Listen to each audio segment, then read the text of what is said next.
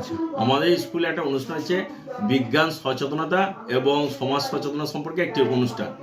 এই অনুষ্ঠানে 3টি বিষয়বস্তু আছে। একটা হচ্ছে বাল্য বিবাহ রোধ, 2 নম্বর হচ্ছে আমাদের ডেঙ্গু প্রকোপ কীভাবে মোকাবেলা করা যায়, 3 নম্বর হচ্ছে আমাদের বিদ্যালয়ে সাপের উপদ্রব আছে, সেই সাপ সম্পর্কে সচেতনতা বৃদ্ধি।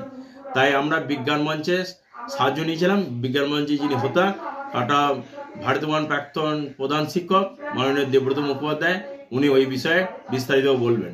এছাড়া আমাদের মধ্যে উপস্থিত হবেন এইমাত্র, সেটা হচ্ছে কাটোয়া মহাবিদ্যালয়ে বিশিষ্ট অধ্যাপক ডক্টর রবীন্দ্রঞ্জন সেন, তিনি বাল্য বিবাহ সম্পর্কে বলবেন।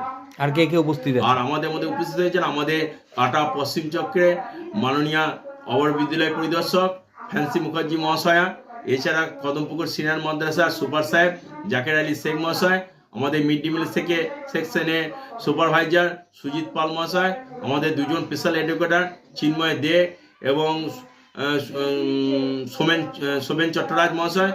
এছাড়া অঙ্গনওয়াড়ি সেন্টারে 2জন কর্মী আছেন, অলকা দি এবং সমনা দি। এছাড়া কাটোয়া শিখণ্ড অঞ্চলে প্রত্যেকটা বিদ্যালয়ে প্রধান শিক্ষকরা হাজির হয়েছেন। আপনার নাম এবং